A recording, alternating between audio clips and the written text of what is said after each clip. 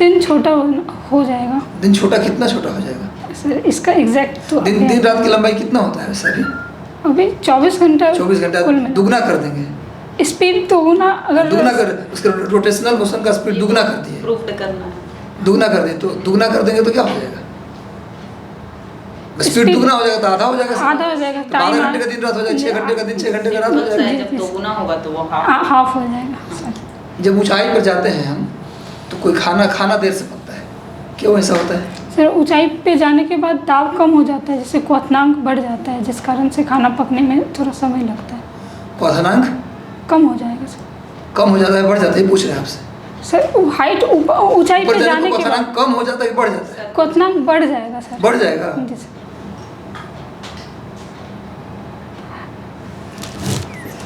अच्छा, दाब कम होगा तो रोटी तो बढ़ेगा। टेम्परेचर प्रेशर में डायरेक्टली संबंध होता है। हाँ, मुझे बताइए अगला क्वेश्चन आप फिजिक्स से ही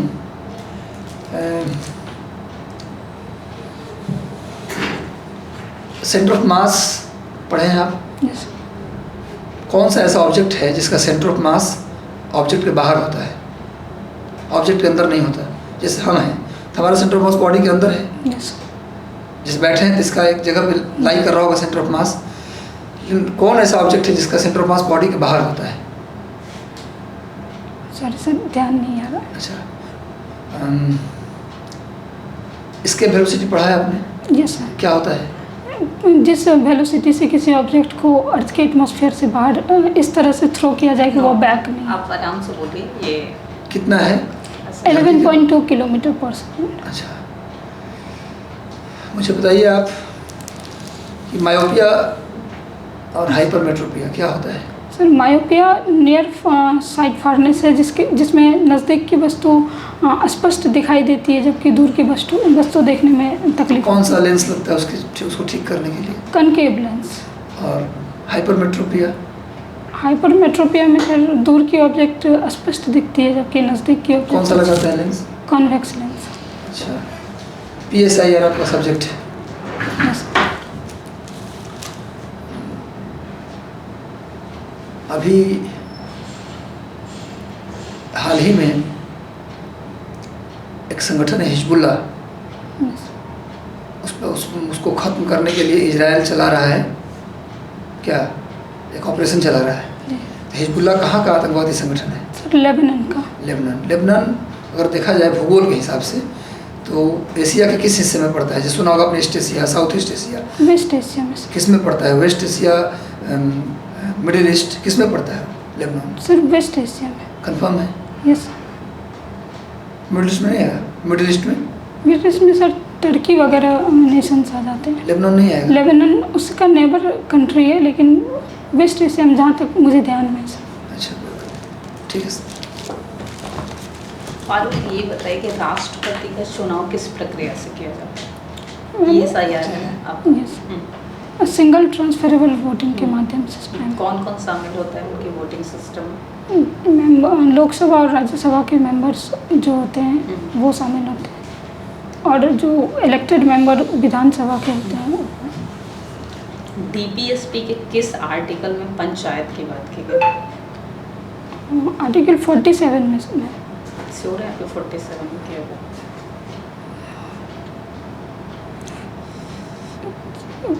अभी ध्यान में नहीं आ रहा मैं। ओके। अच्छा पारुल, कल किस दिवस के रूप में मनाया गया था 5 अक्टूबर को?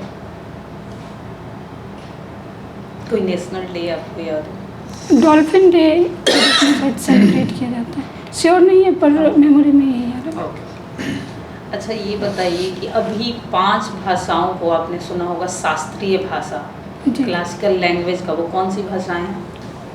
एक बांग्ला भाषा है और बाकी 4 पढ़े थे, पर अभी करंटली रिकॉल नहीं हो पा रहा।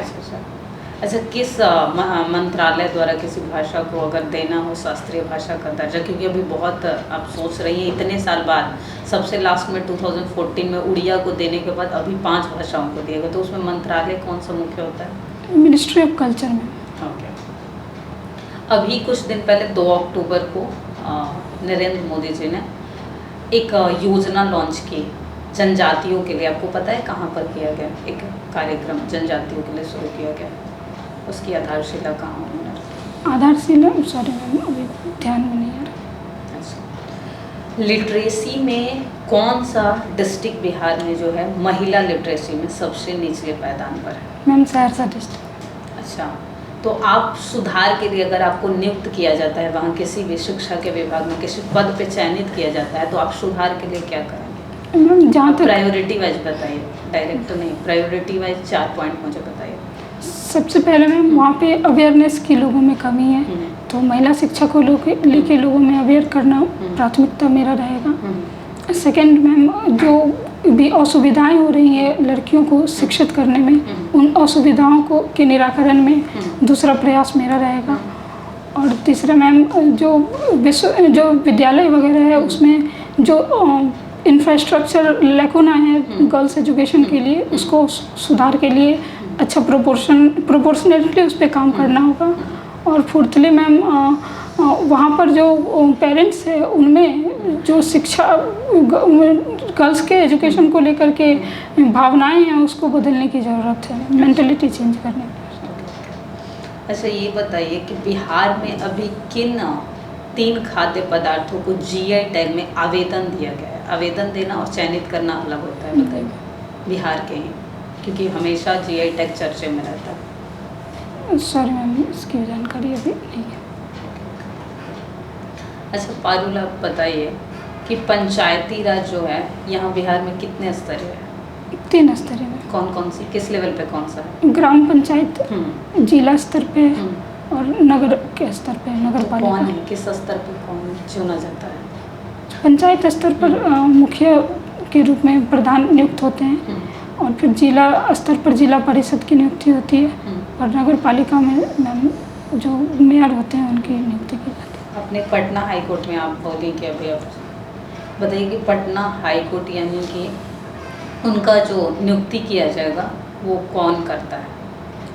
जो मेयर कॉलेजियम सिस्टम के माध्यम से। अच्छा, तो क्या होता है कॉलेजियम सिस्टम? उसमें जो सुप्रीम कोर्ट के 2 सीनियर मोस्ट जज और चीफ जस्टिस ऑफ इंडिया उनके द्वारा एक कॉलेजियम स्थापित किया जाता है जिसमें जो नाम नॉमिनेटेड होते हैं उनमें से उन व्यक्ति को चयनित किया जाता है। अच्छा, उन्हें त्याग पत्र देना होगा तो उसकी क्या कोई प्रक्रिया है जो संविधान में ऐसा है? मैम वो ये प्रेसिडेंट ऑफ इंडिया को अपना त्याग पत्र दे सकते हैं, सॉरी मैम गवर्नर को दे सकते हैं।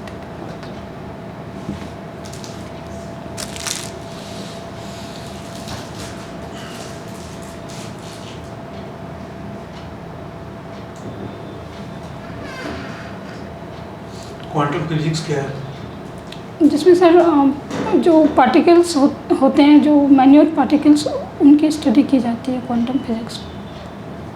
जो बेसिक माने जो फंडामेंटल होता है। फंडामेंटल सर किसी भी एटम में बहुत फंडामेंटल पार्टिकल्स होते हैं जैसे मेजॉन वगैरह, तो उनकी स्टडी क्वांटम फिजिक्स में की जाती है। अच्छा, अभी रिसेंटली करंट सिनेरियो में जो सुर्खियों में 3H क्या है?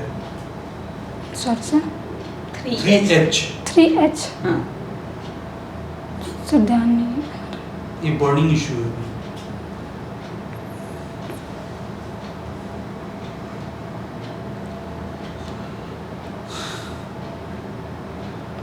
भारत का कौन सा पड़ोसी देश जो है जो मिडिल ईस्ट में शामिल है? नेबरिंग कंट्री भी है और मिडिल ईस्ट में भी शामिल है। अफगानिस्तान से। अच्छा पारुल, आप हिस्ट्री पढ़ी होंगी यस। तो आप बताइए कि 5 डिफरेंस मुझे बताइए इंडस वैली और वैदिक सिविलाइजेशन दोनों का, मेन बताना है। 2 minute time. Okay.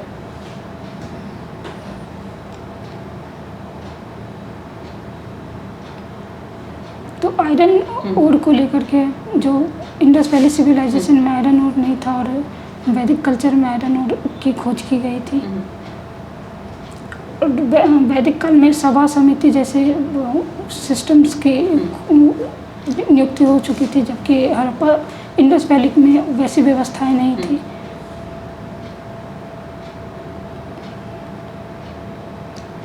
Systematic society वैदिक काल में देखने के लिए मिलता है, जबकि इंडस वैली में वैसी सिस्टमेटिक सोसाइटी नहीं थी। वुमेन को लेकर के इंडस वैली में वुमेन स्पेसिफिक कोई मुद्दा वैसा दिखता नहीं है, जबकि इंडस वैली में महिलाओं को भी ऐसा प्रावधान। मुद्दा का मतलब जैसे मैम वुमेन का जो पोजीशन था वो स्पष्ट रूप से वैदिक काल अच्छा, में ये कहना चाह रहे हैं। ठीक ठीक। अभी किस पड़ोसी देश के साथ जो है ग्रेफाइट के लिए ग्रेफाइट खनन में इंडिया का जो है बिलिटरल टाई अप हुआ है? सॉरी सर, ये पढ़े थे पर अभी ध्यान से उतर रहा है।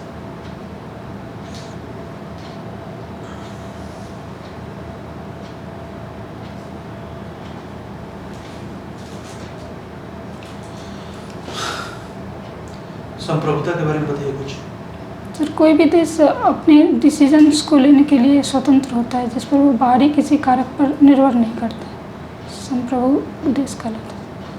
संप्रभुता का पहला जो मतलब ओरिजिनेशन है वो किस फ्रेंच एथी के द्वारा दिया गया था?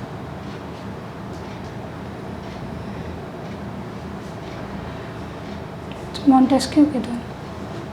Sorry sir. बोधा का नाम सुनिए। Yes, warden, yes sir. Sovereignty. और ये जो है ऑस्टिन के द्वारा क्या बोला गया था? जो वो सर सॉवरेनिटी का दो कॉन्सेप्ट था, जिसमें ऑस्टिन के द्वारा एक सॉवरेनिटी में जो स्टेट होता है वो सॉवरेन होता है और वो किसी और पर डिपेंडेंट नहीं होता है। ये कॉन्सेप्ट दिया गया था ऑस्टिन के द्वारा।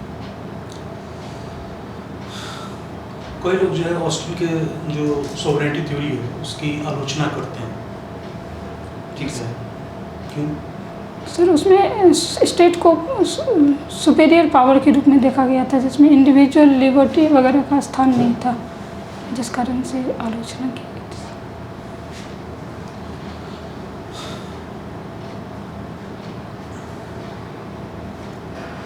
मॉडर्न एथी में दो जो है विचारक ऐसे हुए जिन्होंने विश्व को दो परस्पर विरोधी धड़ों में बांट दिया और दोनों जो है अपने अपने क्षेत्र के बहुत ही फेमस लीडर के रूप में रहने में कौन था? सर, अभी मॉडर्न एरा में सर। मॉडर्न मतलब वो 20वीं सदी में। एक तो सर ट्रूमैन जो यूएस के प्रेसिडेंट थे। Sorry sir. अच्छा, फेयर डील और न्यू डील क्या था? सॉरी सर, चूँकि PSIR इस बार क्वालिफाइड नेचर का था तो रिवीजन अच्छे से नहीं हो पाया था। ऑप्शनल था आपका। जी। अभी जैसे आपने फ्रेड ट्रूमैन जो आपने बताया तो उसी से जुड़ा हुआ ये क्वेश्चन था, इसलिए मैंने पूछा। सर, रसिया के साथ की गई थी ये डील, एग्जैक्टली पूरा कॉन्सेप्ट याद नहीं आ रहा है। अमेरिका नहीं था ये, जैसे न्यू डील, फेयर डील। अच्छा, ब्रिटेन वुड्स प्रिंस क्या था? तो 1944 में ये सम्मेलन किया गया था, जिसमें जो इकोनॉमिक स्थिति है पूरे विश्व की, उसमें जो सुधार लाने के लिए और इकोनॉमिक पोजीशन को बेहतर बनाने के लिए डील की गई थी। SDR क्या है? Sorry sir. SDR SDR special drawing rights sir. कब से प्रचलन में है? सर एग्जैक्ट ईयर ध्यान नहीं आ रहा सर। SDR में क्या क्या शामिल होता है? करेंसी डॉलर है, यूरो है, येन है, 5 करेंसी सर इसमें शामिल है। तो क्या सिर्फ करेंसी ही शामिल होती है SDR? गोल्ड को भी मैंने ये इसमें तो स्थान दिया गया। जो इंटरनेशनल स्टैंडर्ड का थी हाँ, वो बास्केट के में जो 5 करेंसी है Currency उसकी basket बताई, पर में। सर ने पूछा SDR में क्या क्या शामिल होता है? तो गोल्ड और करेंसी शामिल होता है सर।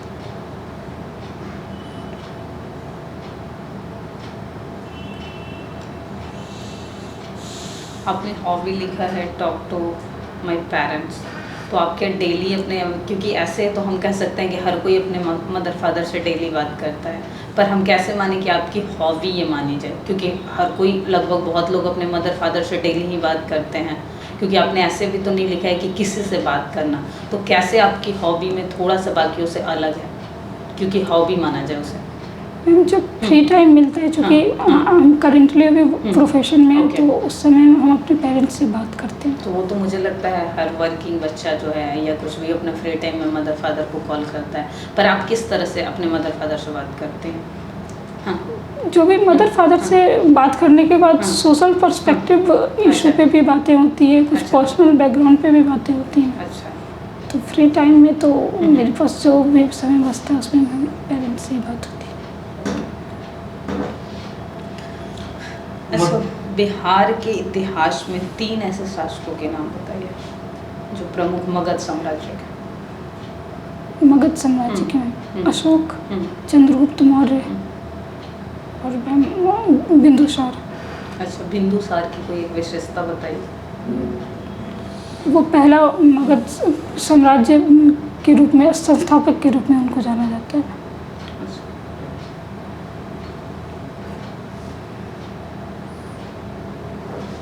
बिंदुसार के बिंबिसार। अब बिंदुसार बोले थे कि बिंबिसार बोले थे? बिंबिसार सारे से।